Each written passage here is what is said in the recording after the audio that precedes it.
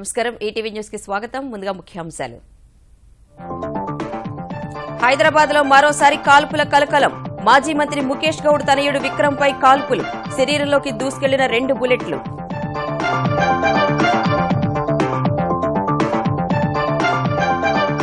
తెలంగాణ ఆర్థికంగా రాజకీయంగా పటిష్ట స్థితికి చేరిందన్న కేసీఆర్ 3 ఏళ్ల పాలనలో ప్రజల జీవనానికి భరోసా కల్పించామని మీడియా ఇష్టాగోష్ఠిలో వెల్లడి ప్రైవేటు పాఠశాలలు ఆసుపత్రుల దోపిడీని అడ్డుకుంటామన్న కేసీఆర్ తెలుగు రాష్ట్రాల మధ్య విభేదాలు ఉండబోవని వ్యాఖ్య ఉజ్వల భవిష్యత్పై విశ్వాసం సాధారణ మరణానికి చంద్రన్న బీమా పథకం వర్తింపు 2 లక్షల రూపాయలు చెల్లించాలని చంద్రబాబు నిర్ణయం బీమా కంపెనీల అంగీకారం 4వ పారిశ్రామిక విప్లవంలో క్లౌడ్ హబ్ గా ఆంధ్రప్రదేశ్ డేటా నిక్షిప్తం సంరక్షణకు ప్రత్యేక కేంద్రం నేడు మంగళగిరిలో ప్రారంభించనున్న చంద్రబాబు మాదక ద్రవ్యాల కేసులో నేడు సిట్ ముందుకు రవితేజ కెల్విన్ కాల్ డేటాలో ఫోన్ నెంబర్పై ఆరా తీయనున్న అధికారులు త్వరలో మరికొందరికి నోటీసులు బీహార్ అసెంబ్లీలో నేడు బలపరీక్షకు సిద్దమైన నితీష్ కుమార్ 132 మంది మద్దతు ఉందని విశ్వాసం భాజపాతో పొత్తుపై పలువురు జేడీయూ నేతలు అసంతృప్తి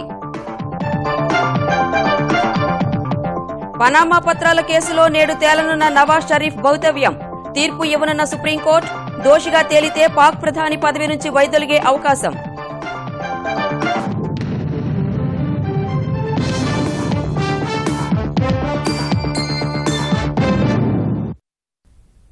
హైదరాబాద్ లో మరోసారి కాల్పుల కలకలం రేగింది మాజీ మంత్రి ముఖేష్ గౌడ్ ఇంట్లో తెల్లవారుజామున 3:30 గంటల సమయంలో కాల్పుల ఘటన చోటు చేసుకుంది ఆయన కుమారుడు విక్రమ్ గౌడ్ పై కాల్పులు జరపగా ఆయన శరీరంలోకి 2 బుల్లెట్లు దూసుకెళ్లాయి చేయి ఉదర భాగంలో బుల్లెట్ గాయాలయ్యాయి వెంటనే కుటుంబ సభ్యులు జూబ్లీహిల్స్ లోని అపోలో ఆసుపత్రికి తరలించి చికిత్స చేయిస్తున్నారు అయితే విక్రమ్ పై ఎవరైనా దుండగులు కాల్పులు జరిపారా లేక ఆత్మహత్యాయత్నం ఏమైనా జరిగిందా అనే కోణంలో పోలీసులు దర్యాప్తు చేస్తున్నారు ప్రస్తుతం విక్రమ్ ఆరోగ్య పరిస్థితి నిలకడగానే ఉందని పోలీసులు వెల్లడించారు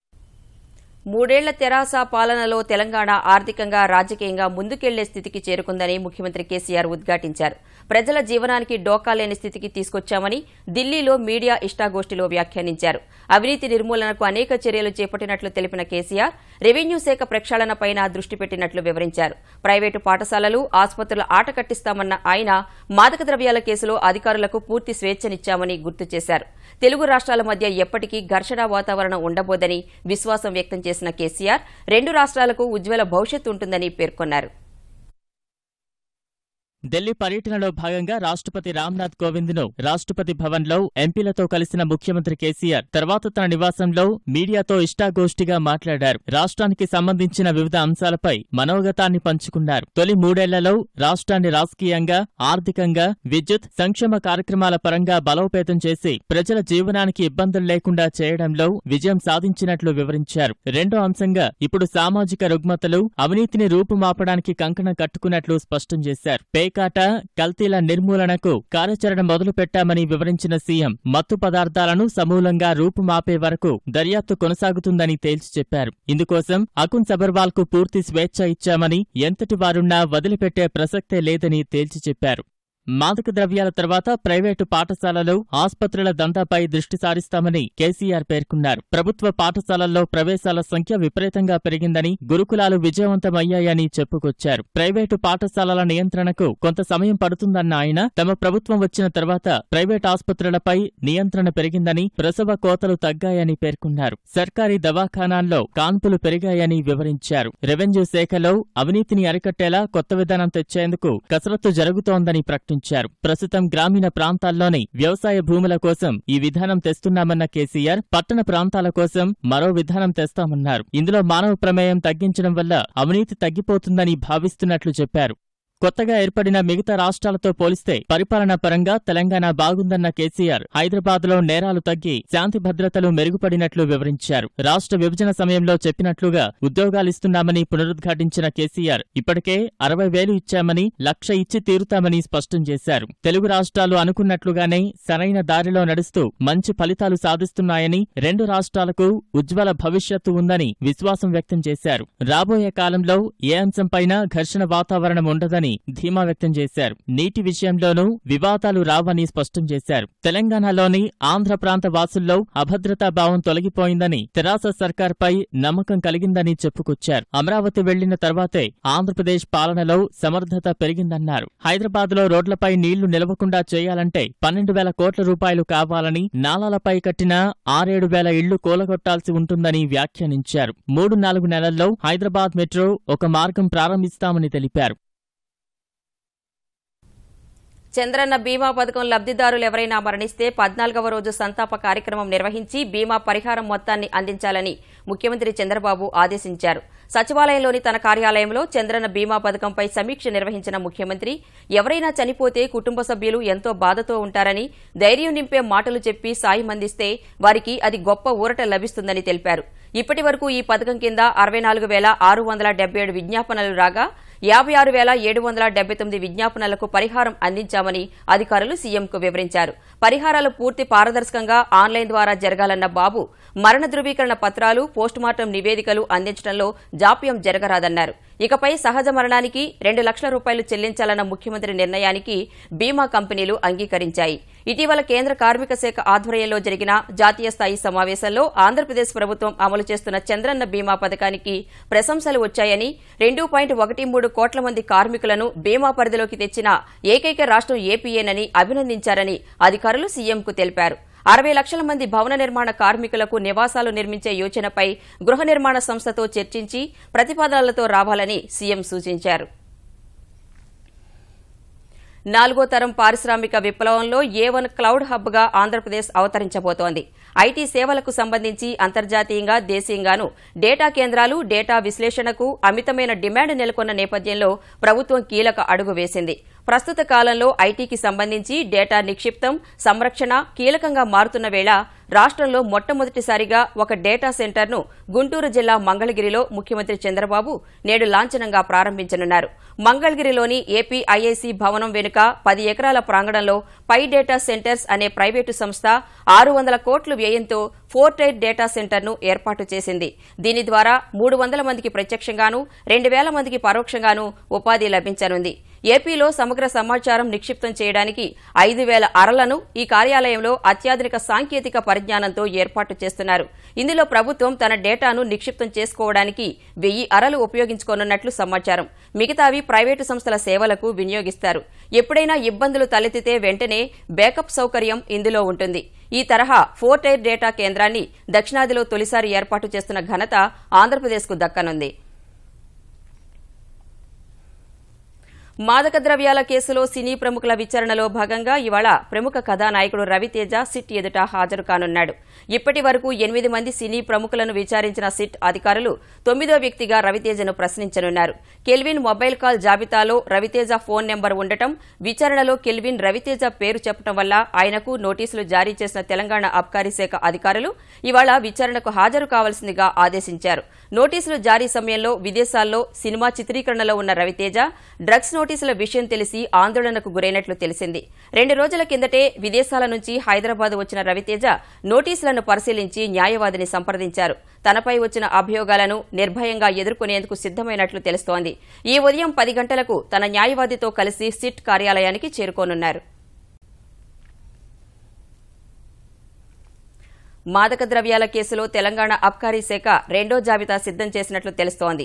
ఇప్పటి వరకు అరెస్టైన నిందితులు సహా సినీ ప్రముఖుల విచారణ సందర్భంగా వెల్లడైన అంశాల ఆధారంగా ఈ జాబితా తయారైనట్లు సమాచారం. ఈ నెల 2న అరెస్టు చేసిన కెల్విన్ ముఠా ద్వారా బయటకొచ్చిన అంశాల ఆధారంగా 12 మంది సినీ ప్రముఖులకు నోటీసులు జారీ చేసి సిట్ నేతృత్వంలో విచారణ జరుగుతుండగా ఈ వ్యవహారం పెద్ద ఎత్తున చర్చనీయాంశంగా మారి విమర్శలకు దారితీస్తోంది. పెద్దలను వదిలేసి చిన్నవారిపైనే ప్రతాపం చూపిస్తున్నారని ఆరోపణలు వెల్లువెత్తగా ఇప్పటి వరకు అరెస్టు చేసిన 20 మందికి పైగా నిందితులు సినీ ప్రముఖుల విచారణ సందర్భంగా వెలుగులోకి వచ్చిన అంశాల ఆధారంగా రెండో జాబితా సిద్దం చేసినట్లు విశ్వసనీయంగా తెలుస్తోంది. Kelvin Zeeshan Ali alias Jack బుధవారం అరెస్టైన నెదర్లాండ్స్ దేశస్థుడు మైక్ కమింగా, రీతుల్ అగర్వాల్ ను విచారించగా పలువురి పేర్లు బయటకు వచ్చినట్లు తెలుస్తోంది. విచారణకు హాజరైన ఓ వ్యక్తి పెద్ద సంఖ్యలో పేర్లు వెల్లడించినట్లు కూడా తెలుస్తోంది. ఈ మొత్తం వ్యవహారంపై తెర వెనుక కసరత్తు జరుగుతున్నప్పటికీ బయటకు విషయం పొక్కకుండా అధికారులు జాగ్రత్తలు తీసుకుంటున్నారు. సిగరెట్, రెడ్ వైన్ మినహా మాదక ద్రవ్యాలు వాడకం అలవాటు లేదని సినీ నటి ముమయ్యద్ ఖాన్ సిట్ అధికారులకు తెలిపింది. ఏ పరీక్షలకైనా సిద్దంగానే ఉన్నానని, నమూనాలు ఇచ్చేందుకు అభ్యంతరం లేదని చెప్పినట్లు తెలుస్తోంది. మత్తుమందుల వ్యవహారంలో ముమయ్యద్ ఖాన్ ను గురువారం విచారించిన సిట్ అధికారులు కెల్విన్తో సెల్ఫీలు దిగి ఉన్న ఫోటోలు, అతడి మొబైల్ ఫోన్లో ఫోన్ నెంబర్లు, వాట్సాప్ చాటింగ్ వంటి అంశాల ఆధారంగా ప్రశ్నలు అడిగినట్లు తెలిసింది. తాను ఎవరితోనూ చాటింగ్ చేయలేదన్న ముమయ్యద్ అతడి ఫోన్ కాల్స్ కూడా తీయలేదని చెప్పినట్లు తెలిసింది. మాదక ద్రవ్యాలు వాడే అలవాటు లేదని, అవసరమైతే వెంట్రుకలు, గోర్లు, రక్తం నమూనాలు తీసుకోవచ్చని చెప్పినట్లు వెల్లడైంది. తాను తప్పు చేసినట్టు నిర్ధారణ అయితే ఏ శిక్షకైనా సిద్దమేనని పేర్కొన్నట్లు సమాచారం. అయితే చార్మీ విషయంలో హైకోర్టు ఉత్తర్వులతో ముమయ్యద్ ఖాన్ నుంచి నమూనాలు తీసుకోవడానికి సిట్ అధికారులే వెనకడుగు వేసినట్లు తెలుస్తోంది. అవసరమైతే తిరిగి రావాల్సి ఉంటుందని పేర్కొనగా ఎన్నిసార్లైనా వస్తానని, ఏ పరీక్షలనైనా చేయించుకుంటానని ధైర్యంగా చెప్పినట్లు తెలుస్తోంది. సినీ పరిశ్రమలో ఎవరికైనా మత్తుమందుల అలవాటు ఉందా అని అడగ్గా తనకు తెలియదని, స్వయంగా చూస్తే తప్ప ఏ విషయమైనా చెప్పనని స్పష్టం చేసినట్లు తెలుస్తోంది. ఆర్జేడీ, కాంగ్రెస్తో తెగతెంపులు చేసుకుని ఎన్డీఏ మద్దతుతో ఆరోసారి బీహార్ ముఖ్యమంత్రి పగ్గాలు చేపట్టిన నితీష్ కుమార్ శాసనసభలో ఇవాళ తన బలాన్ని నిరూపించుకోనున్నారు. ఇందుకోసం ప్రత్యేకంగా సమావేశం కానున్న శాసనసభలో జేడీయూ, ఎన్డీఏ ప్రభుత్వం విశ్వాస పరీక్షను ఎదుర్కోనుంది. మొత్తం 243 స్థానాలు ఉన్న బీహార్ అసెంబ్లీలో సాధారణ మెజార్టీకి 122 మంది సభ్యులు అవసరం కాగా ఎన్డీఏ కూటమిలోని జేడీయూకు 71, భాజపాకు 53, ఆర్ఎల్ఎస్పీకి 2, ఎల్జేపీకి 3, హెచ్ఏఎంకు 1 ఎమ్మెల్యే, 3 స్వతంత్రులతో కలిసి 132 మంది మద్దతు ఉంది. ఈ నేపథ్యంలో ఇవాల్టి విశ్వాస పరీక్షలో నితీష్ ప్రభుత్వం విజయం సాధించడం లాంఛనమే కానుంది. అటు భాజపాతో నిషి చేతులు కలపడంపై జేడీయూ సీనియర్ నేత శరద్ యాదవ్ సహా పలువురు ఎంపీలు అసంతృప్తి వ్యక్తం చేశారు. శరద్ యాదవ్తో సమావేశమైన అసంతృప్త నేతలు భవిష్యత్తు కార్యాచరణపై చర్చించారు. ఇతర నేతలతో కూడా చర్చించి భవిష్యత్తు నిర్ణయాన్ని వెలువరించాలని నిర్ణయించారు. తెలుగుదేశం పార్టీ రాష్ట్ర కమిటీల నియామకాన్ని వారం రోజుల్లోగా పూర్తి చేయాలని అధినేత చంద్రబాబు నిర్ణయించారు. అమరావతి సచివాలయంలో పార్టీ ముఖ్య నేతలతో సమన్వయ కమిటీ సమావేశం నిర్వహించిన ఆయన ప్రభుత్వ సంక్షేమ పథకాల అమలు బాధ్యతను పార్టీ కార్యకర్తలు తీసుకోవాలని స్పష్టం చేశారు. జన్మభూమి కమిటీల పనితీరును ప్రణాళికా మండలి పర్యవేక్షించాలని ఆదేశించారు. 25 కుటుంబాలకు ఒకరు చొప్పున పోలింగ్ కేంద్రం కమిటీ సభ్యుడు ఉండాలన్న బాబు ఒక్కో కమిటీకి 10 మంది చొప్పున 4,22,740 మంది తయారు కావాలని ఆకాంక్షించారు. నెలలో 24 మంది మంత్రులు పత్రికా సమావేశాలు నిర్వహించాలని తెలిపారు.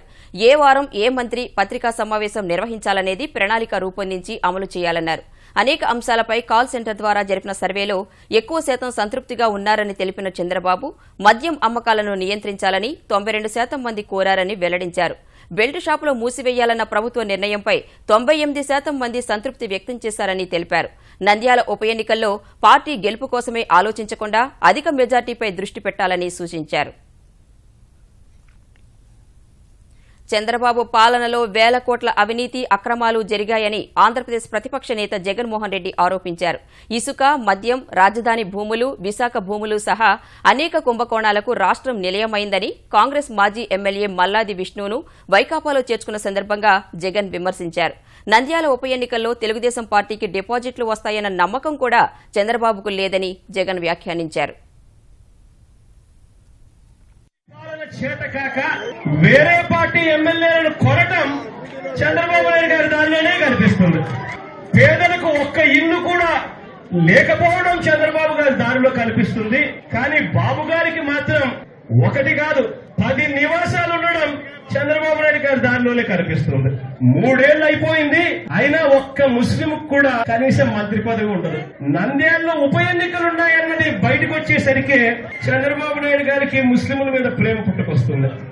ఎన్నికలుంటేనే వాగ్దానాలు ముందుకు వస్తాయి, ఎన్నికలు అయిపోయాక మోసాల మీద మోసాలే కనిపిస్తాయి.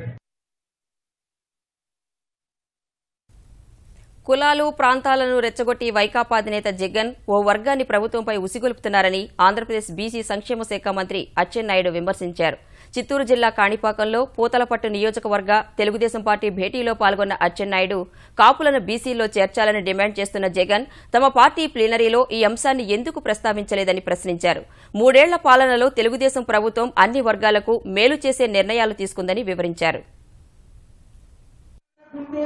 ఒక ప్లేనరీ పెట్టాడు. ఆ ప్లేనరీలో ఏం మాట్లాడాడంటే నాకు ముఖ్యమంత్రి పదం మీద బలమైనటువంటి కోరిక ఉందని చెప్పి మాట్లాడుతున్నాడు. ఏమయ్యా జగన్మోహన్ రెడ్డి, నీ కోరిక తీరడానికి నీ తండ్రి పదం అడ్డం పెట్టుకుని 1,00,000 కోట్లు సంపాదించే విధంగా భారత ప్రజాస్వామ్యం లేదని చెప్పి సందర్భంగా తెలియజేస్తున్నాను.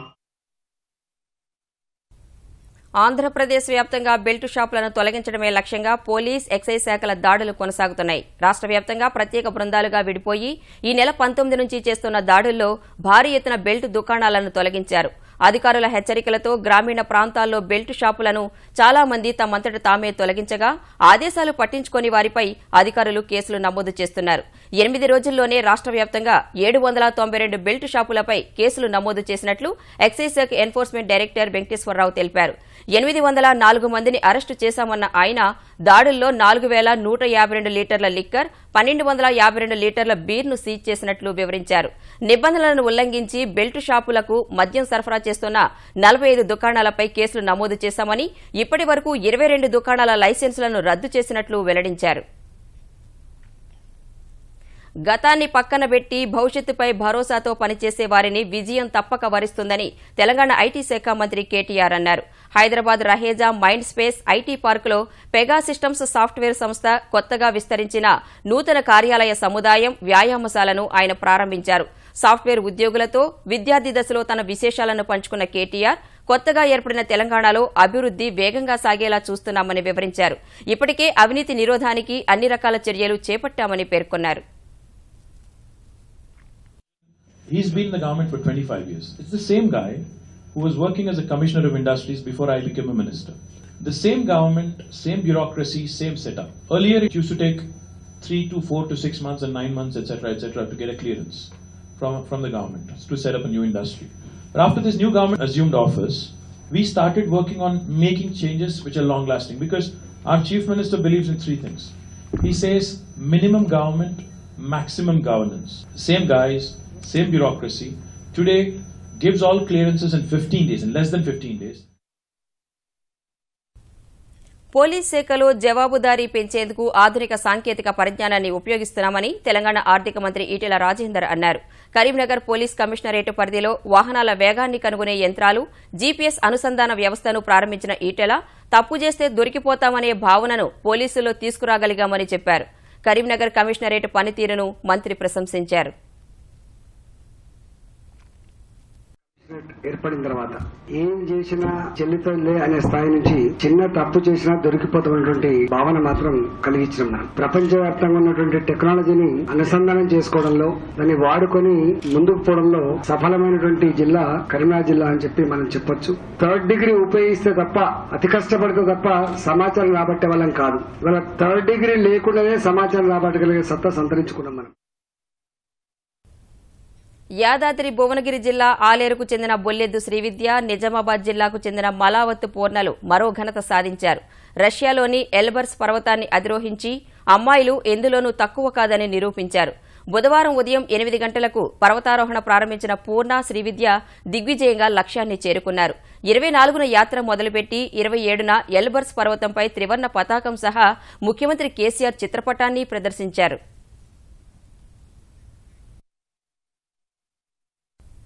పాకిస్తాన్ ప్రధాని నవాజ్ షరీఫ్ రాజకీయ భవిష్యత్తును తేల్చనున్న పనామా పత్రాల వ్యవహారంలో ఆ దేశ సుప్రీంకోర్టు ఇవాళ తీర్పు వెలువరించనుంది.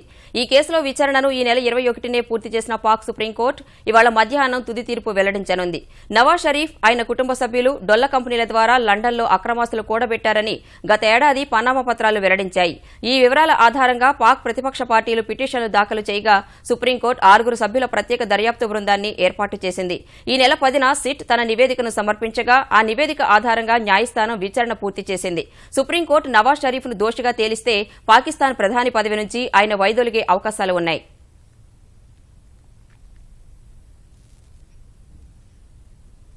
ప్రపంచ ఆన్లైన్ వస్తు విక్రయ రంగంలో అమెజాన్ను మొదటి స్థానంలో నిలిపిన ఆ సంస్థ వ్యవస్థాపకుడు జెఫ్ బెజోస్ వ్యక్తిగత సంపదలోనూ అగ్రస్థానంలో నిలిచారు. ఇప్పటి వరకు ఈ స్థానంలో ఉన్న మైక్రోసాఫ్ట్ అధినేత బిల్ గేట్స్ ను వెనక్కి నెట్టిన జెఫ్ బెజోస్ మొదటి స్థానాన్ని ఆక్రమించారు. ఆర్థిక ఫలితాలు వెలువడనున్న తరుణంలో అమెజాన్ షేరు ధర 1.3% పెరిగింది. ఫలితంగా అమెజాన్లో 17% వాటా ఉన్న జెఫ్ బెజోస్ సంపద విలువ కూడా పెరిగి సుమారు 5,90,000 కోట్ల రూపాయలకు చేరింది. బిల్ గేట్స్ సంపద విలువ 5,89,000 కోట్లుగా ఉంది. అమెజాన్ ఆన్లైన్ విక్రయాలు ఊపందుకోవడంతో జెఫ్ బెజోస్ సంపద విలువ కేవలం ఈ ఏడాదిలోనే 40% పెరిగింది. అమ్మకాల్లో ఇదే జోరు కొనసాగితే ఈ ఏడాది అమెజాన్ షేరు విలువ మరింత పెరిగే అవకాశం ఉందని అంచనా వేస్తున్నారు.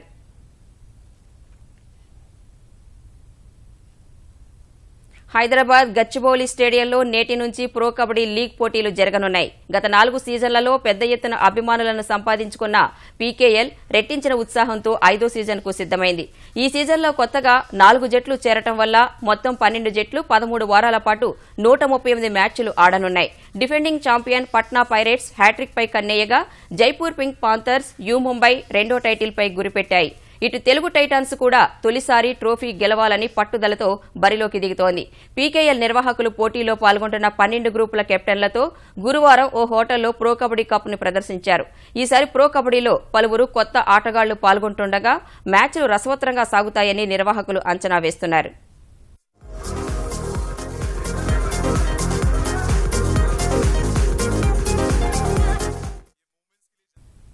ప్రపంచ కప్లో ఉత్తమ ప్రదర్శన కనబరిచి స్వదేశానికి చేరుకున్న భారత మహిళా జట్టును ప్రధాని నరేంద్ర మోదీని కలిసింది.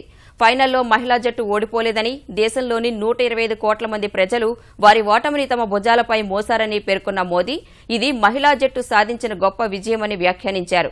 అనేక మంది ఆడబిడ్డలు అంతర్జాతీయ క్రీడాంశాల్లో దేశం గర్వించేలా రాణించారని గుర్తు చేశారు. ఇంగ్లాండ్తో ఫైనల్ మ్యాచ్కు ముందు ఆ తర్వాత ప్రధానమంత్రి తమను ప్రోత్సహిస్తూ చేసిన ట్వీట్లు ఎంతో స్ఫూర్తినిచ్చాయని మహిళా జట్టు సభ్యులు గుర్తు చేశారు. కీలక మ్యాచ్లలో ఒత్తిడిని అధిగమించేందుకు యోగా సాధన బాగా దోహదపడుతుందని ఈ సందర్భంగా మోదీ మహిళా క్రికెటర్లకు సూచించారు.